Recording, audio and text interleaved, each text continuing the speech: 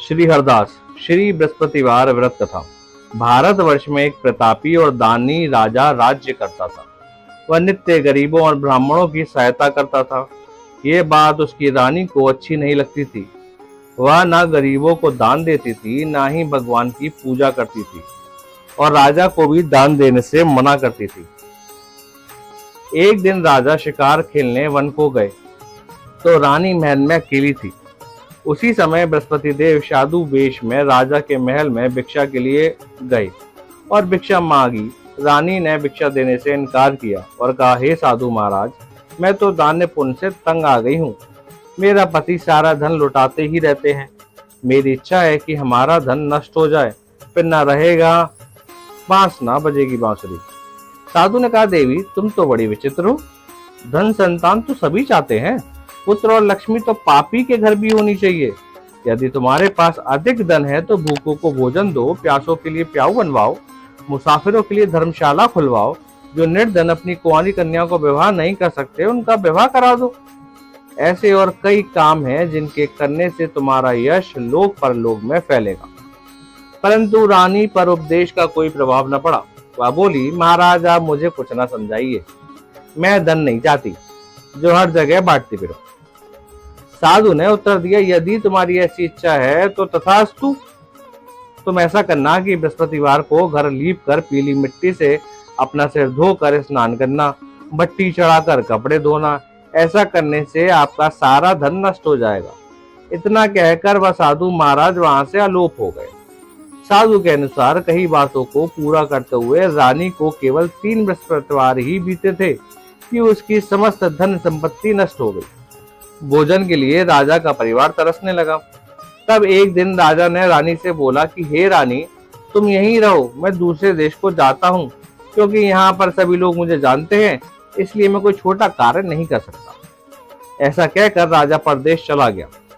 वहां जंगल से लकड़ी काट कर लाता और शहर में बेचता। इस तरह वह अपना जीवन व्यतीत करने लगा। इधर राजा के परदेश जाते ही रानी और दासी दुखी रहने लगे। एक बार जब रानी और दासी को 7 दिन तक बिना भोजन के रहना पड़ा तो रानी ने अपनी दासी से कहा, हे दासी, पास ही नगर में मेरी बहन रहती है, वह बड़ी धनवान है, तू उसके पास जा और कुछ ले आ ताकि थोड़ी बहुत गुजर बसर हो जाए। दासी रानी की बहन के पास गई। उस दिन गुरुवार था और रानी की बहन उस समय बृहस्पतिवार की कथा सुन रही थी। दासी ने रानी की बहन को अपनी रानी का संदेश दिया, लेकिन रानी की बड़ी बहन ने कोई उत्तर नहीं दिया। जब दासी को रानी की बहन से कोई उत्तर नहीं मिला तो वो बहुत दुखी हुई और उससे क्रोध भी आया। दासी ने वापस आकर रानी को सारी बात बता दी। सुनकर रानी ने अपने भाग्य को कोसा। उधर रानी की बहन ने सोचा कि मेरी बहन की दासी आई थी, परंतु मैं उससे नहीं बोली, इससे वह बहुत दुखी हुई होगी। कथा सुनकर और पूजन समाप्त करके वह अपनी बहन के घर आई और कहने लगी, हे बहन, मैं बृहस्पतिवार का व्रत की कथा कर रही थी। तुम्हारी दासी मेरे घर आई थी, परंतु जब तक कथा होती है तब तक ना उठते हैं और ना ही बोलते हैं, इसलिए मैं नहीं बोली। क्यों दासी, क्यों आई थी? रानी बोली, बहन तुमसे क्या छुपाऊं, अब हमारे घर खाने तक को अनाज नहीं था। ऐसा कहते कहते रानी की आंखें भर आई। उसने दासी समेत पिछले 7 दिनों से भूखे रहने तक की बात अपनी बहन को विस्तार पूर्वक सुना दी। रानी की बहन बोली, देखो बहन, भगवान बृहस्पति देव सबकी मनोकामनाओं को पूर्ण करते हैं। देखो, शायद तुम्हारे घर में अनाज रखा हो। पहले तो रानी को विश्वास नहीं हुआ, पर बहन के आग्रह करने पर उसने अपनी दासी को अंदर भेजा तो उसे सचमुच में अनाज से भरा एक घड़ा मिल गया। यह देखकर दासी को बड़ी हैरानी हुई। दासी रानी से कहने लगी, हे रानी, जब हमको भोजन नहीं मिलता तो हम व्रत ही तो करते हैं, इसलिए क्यों ना इनसे व्रत और कथा की विधि पूछ ली जाए ताकि हम भी व्रत कर सकें। तब रानी ने अपनी बहन से बृहस्पतिवार व्रत के बारे में पूछा। उसकी बहन ने बताया, बृहस्पतिवार के व्रत में चने की दाल और मुनक्का से विष्णु भगवान का केले की जड़ में पूजन करें तथा दीपक जलाएं, व्रत कथा सुने और पीला भोजन ही करें। इससे बृहस्पति देव प्रसन्न होते हैं। व्रत और पूजन विधि बताकर रानी की बहन अपने घर को लौट आई। 7 दिन के बाद जब गुरुवार आया तो रानी और दासी ने व्रत रखा। गुड़साल में जाकर चना और गुड़ लेकर आई। फिर उससे केले की जड़ तथा विष्णु भगवान का पूजन किया। अब पीला भोजन कहाँ से आए? इस बात को लेकर दोनों बहुत दुखी थे। चूंकि उन्होंने व्रत रखा था, इसलिए बृहस्पति देव उनसे प्रसन्न थे। इसलिए वे एक साधारण व्यक्ति का रूप धारण कर 2 थालों में सुंदर पीला भोजन दासी को दे गए। भोजन पाकर दासी प्रसन्न हुई और फिर रानी के साथ मिलकर भोजन ग्रहण किया। उसके बाद वह सभी गुरुवार को व्रत और पूजन करने लगी। बृहस्पति भगवान की कृपा से उनके पास फिर से धन संपत्ति आ गई, परंतु रानी फिर से पहले की तरह आलस्य करने लगी। तब दासी बोली, देखो रानी, तुम पहले भी इसी प्रकार आलस्य करती थी। तुम्हें धन रखने में कष्ट होता था, इस कारण सभी धन नष्ट हो गया। अब जब भगवान बृहस्पति की कृपा से धन मिला है तो तुम्हें फिर से आलस्य होता है। रानी को समझाते हुए दासी कहती है कि बड़ी मुसीबतों के बाद हमने ये धन पाया है, इसलिए हमें दान पुण्य करना चाहिए, भूखे मनुष्यों को भोजन कराना चाहिए और धन को शुभ कार्यों में खर्च करना चाहिए, जिससे तुम्हारे कुल का यश बढ़ेगा, स्वर्ग की प्राप्ति होगी और पितृ प्रसन्न होंगे। दासी की बात मानकर रानी अपना धन शुभ कार्यों में खर्च करने लगी, जिससे पूरे नगर में उसका यश फैलने लगा। बृहस्पतिवार व्रत कथा के बाद श्रद्धा के साथ आरती की जानी चाहिए। इसके बाद प्रसाद बांटकर उसे ग्रहण करना चाहिए। एक दिन राजा दुखी होकर जंगल में एक पेड़ के नीचे आसन जमाकर बैठ गया। वह अपनी दशा को याद करके व्याकुल होने लगा। बृहस्पतिवार का दिन था। एकाएक उसने देखा कि निर्जन वन में एक साधु प्रकट हुए। वह साधु वेश में स्वयं बृहस्पति देवता थे। लकड़हारे के सामने आकर बोले, हे लकड़हारे, इस सुनसान जंगल में तू चिंता मगन क्यों बैठा है? लकड़हारे ने दोनों हाथ जोड़कर प्रणाम किया और उत्तर दिया, महात्मा जी, आप सब कुछ जानते हैं, मैं क्या ही कहूँ। यह कहकर रोने लगा और साधु को अपनी आत्मकथा सुनाई। महात्मा जी ने कहा, तुम्हारी स्त्री ने बृहस्पतिवार के दिन बृहस्पति भगवान का निरादर किया है, जिसके कारण रुष्ट होकर उन्होंने तुम्हारी ये दशा कर दी। अब तुम चिंता को दूर करके मेरे कहने पर चलो तो तुम्हारे सब कष्ट दूर हो जाएंगे और भगवान पहले से भी अधिक संपत्ति देंगे। तुम बृहस्पति के दिन कथा किया करो। 2 पैसे के चने मुनक्का लाकर उसका प्रसाद बनाओ और शुद्ध जल से लोटे में शक्कर मिलाकर अमृत तैयार करो। कथा के पश्चात अपने सारे परिवार और सुनने वाले प्रेमियों में अमृत व प्रसाद बांटकर आप भी ग्रहण करो। ऐसा करने से भगवान तुम्हारी सब मनोकामनाएं पूरी करेंगे।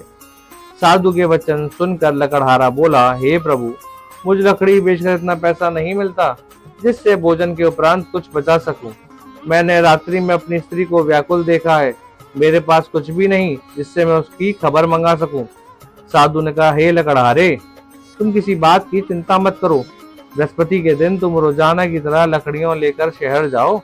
तुमको रोज से दुगना धन प्राप्त होगा, जिससे तुम भली भांति भोजन कर लोगे तथा बृहस्पति देव की पूजा का सामान भी आ जाएगा। इतना कहकर साधु अंतर्ध्यान हो गए। धीरे धीरे समीप व्यतीत होने पर फिर वही बृहस्पतिवार का दिन आया। लकड़हारा जंगल से लकड़ी काटकर किसी शहर में बेचने गया। उसे उस दिन और दिन से अधिक पैसा मिला। राजा ने चना गुड़ आदि लाकर गुरुवार का व्रत किया। उस दिन से उसके सभी कलेश दूर हुए, परंतु जब दोबारा गुरुवार का दिन आया तो बृहस्पतिवार का व्रत करना भूल गया। इस कारण बृहस्पति भगवान नाराज हो गए। उस दिन उस नगर के राजा ने विशाल यज्ञ का आयोजन किया था तथा शहर में ये घोषणा करा दी कि कोई भी मनुष्य अपने घर में भोजन न बनावे, न आग जलावे, समस्त जनता मेरे यहाँ भोजन करने आवे। इस आज्ञा को जो न मानेगा उसे फांसी की सजा दी जाएगी। इस तरह की घोषणा संपूर्ण नगर में करवा दी। राजा की आज्ञा अनुसार शहर के सभी लोग भोजन करने गए, लेकिन लकड़हारा कुछ देर से पहुंचा, इसलिए राजा उसको अपने साथ घर ले गए और ले जाकर भोजन करा रहे थे तो रानी की दृष्टि उस खूंटी पर पड़ी जिस पर उसका हाल लटका हुआ था।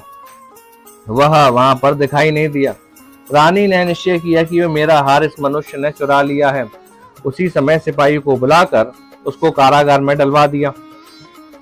जब लकड़हारा कारागार में पड़ गया और बहुत दुखी होकर विचार करने लगा कि ना जाने कौन से पूर्व जन्म के कर्म से मुझे यह दुख प्राप्त हुआ है, और उसी साधु को याद करने लगा जो कि जंगल में मिला था। उसी समय तत्काल बृहस्पति देव साधु के रूप में प्रकट हुए और उसकी दशा को देखकर कहने लगे, अरे मूर्ख, तूने बृहस्पति देव की कथा नहीं करी, इस कारण तुझे दुख प्राप्त हुआ है। अब चिंता मत कर, बृहस्पतिवार के दिन कारागार के दरवाजे पर 4 पैसे पड़े मिलेंगे उनसे तू बृहस्पति देव की पूजा करना, तेरे सभी कष्ट दूर हो जाएंगे। बृहस्पति के दिन उसे 4 पैसे मिले।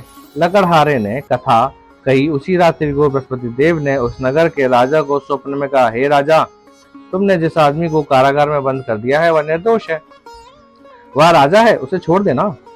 रानी का हार उसी खूंटी पर लटका है, अगर तू ऐसा नहीं करेगा तो मैं तेरे राज्य को नष्ट कर दूंगा।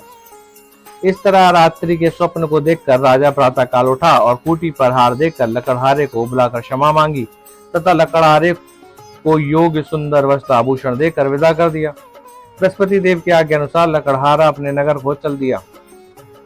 राजा जब अपने नगर के निकट पहुंचा तो उसे बड़ा आश्चर्य हुआ। नगर में पहले से अधिक बाग, तालाब, कुएं तथा बहुत सी धर्मशाला, मंदिर आदि बन गए थे। राजा ने पूछा, ये किसका बाग और धर्मशाला है? तब नगर के सब लोग कहने लगे, ये सब रानी और बांदी के हैं। तो राजा को आश्चर्य हुआ और गुस्सा भी आया। जब रानी ने ये खबर सुनी कि राजा आ रहे हैं तो उन्होंने बांदी से कहा, हे दासी, देख राजा हमको कितनी बुरी हालत में छोड़ गए थे, हमारी ऐसी हालत देख कर वह लौट ना जाए, इसलिए तू दरवाजे पर खड़ी हो जा। आज्ञा अनुसार दासी दरवाजे पर खड़ी हो गई। राजा आए तो उन्होंने अपने साथ लिवा लाई।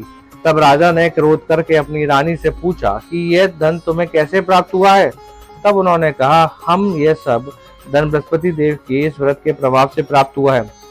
राजा ने निश्चय किया कि 7 रोज बाद तो सभी बृहस्पति देव का पूजन करते हैं, परंतु मैं प्रतिदिन दिन में 3 बार कहानी तथा रोज व्रत किया करूंगा। अब हर समय राजा के दुपट्टे में चने की दाल बंधी रहती तथा दिन में 3 बार कहानी कहता।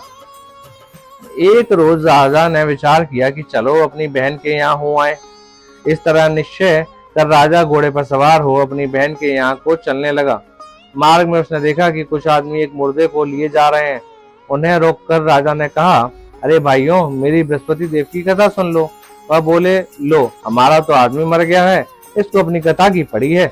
परंतु कुछ आदमी बोले, अच्छा कहो, हम तुम्हारी कथा भी सुनेंगे। राजा ने दाल निकाली और जब कथा आधी हुई थी कि मुर्दा हिलने लग गया, और जब कथा समाप्त हो गई, राम राम करके मनुष्य उठकर खड़ा हो गया। आगे मार्ग में उसे एक किसान खेत में हल चलाता मिला। राजा ने उसे देख उससे बोला, अरे भैया, तुम मेरी बृहस्पतिवार की कथा सुन लो। किसान बोला, जब तक मैं तेरी कथा सुनूंगा तब तक 4 हरैया खेत को जोत लूंगा, जा अपनी कथा किसी और को सुनाना। इस तरह राजा आगे चलने लगा। राजा के हटते ही बैल पछाड़ खाकर गिर गए तथा किसान के पेट में बड़ी जोर से दर्द होने लगा। उस समय उसकी माँ रोटी लेकर आई। उसने जब ये देखा तो अपने पुत्र से सब हाल पूछा और बेटे ने सभी हाल कह दिया। तो बुढ़िया दौड़ी दौड़ी उस घुड़सवार के पास गई और उससे बोली कि मैं तेरी कथा सुनूंगी, तू अपनी कथा मेरे खेत पर चलकर ही कहना। राजा ने बुढ़िया के खेत पर जाकर कथा कही, जिसके सुनते ही वह बैल उठ खड़ा हुआ तथा किसान के पेट का दर्द भी बंद हो गया। राजा अपनी बहन के घर पहुंचा। बहन ने भाई की खूब मेहमानी की। दूसरे रोज प्रातः काल राजा जागा तो वह देखने लगा कि सब लोग भोजन कर रहे हैं। राजा ने अपनी बहन से कहा, ऐसा कोई मनुष्य है जिसने भोजन नहीं किया हो? मेरी बृहस्पतिवार की कथा सुन ले। बहन बोली, हे भैया, यह देश ऐसा ही है कि पहले यहाँ लोग भोजन करते हैं, बाद में अन्य काम करते हैं। अगर कोई पड़ोस में हो तो देखाऊं। वह ऐसा कहकर देखने चली गई, परंतु उसे कोई ऐसा व्यक्ति नहीं मिला जिसने भोजन न किया हो। अंततः वह एक कुमार के घर गई जिसका लड़का बीमार था। उसे मालूम हुआ कि यहाँ 3 दिन रोज किसी ने भोजन नहीं किया है। रानी ने अपने भाई की कथा सुनाने के लिए कुमार से कहा। वह तैयार हो गया। राजा ने जाकर बृहस्पतिवार की कथा कही, जिसको सुनकर उसका लड़का ठीक हो गया। अब तो राजा की प्रशंसा होने लगी। एक रोज राजा ने अपनी बहन से कहा कि हे बहन, हम अपने घर को जाएंगे, तुम भी तैयार हो जाओ। राजा की बहन ने अपनी सास से कहा। सास ने कहा, हाँ चली जा, परंतु अपने लड़के को मत ले जाना, क्योंकि तेरे भाई की कोई औलाद नहीं है। बहन ने अपने भैया से कहा, हे भैया, मैं तो चलूंगी पर बालक नहीं जाएंगे। राजा बोला, जब कोई बालक नहीं चलेगा तो तुम ही क्या करोगी? बड़े दुखी मन से राजा अपने नगर को लौट आया। राजा ने अपनी रानी से कहा, हम निर्वंशी हैं, हमारा मुंह देखने का धर्म नहीं है और कुछ भोजन आदि नहीं किया। रानी बोली, हे प्रभु, बृहस्पति देव ने हमें सब कुछ दिया है, वह हमें औलाद भी अवश्य देंगे। उसी रात को बृहस्पति देव ने राजा से स्वप्न में कहा, हे राजा, उठ, सभी सोच त्याग दे, तेरी रानी गर्भ से है। राजा की ये बात सुनकर बड़ी खुशी हुई। 9वें महीने में उसे गर्भ से एक सुंदर पुत्र पैदा हुआ। तब राजा बोला, हे रानी, स्त्री बिना भोजन के रह सकती है, पर बिना कहे नहीं रह सकती। जब मेरी बहन आवे तो तुम उसे कुछ कहना मत। रानी ने सुनकर हाँ कर दिया। जब राजा की बहन ने इस समाचार सुना तो वह खुश हुई तथा बधाई लेकर अपने भाई के यहाँ आई। तब रानी ने कहा, घोड़ा चढ़कर तो नहीं आई, गधा चढ़ी आई।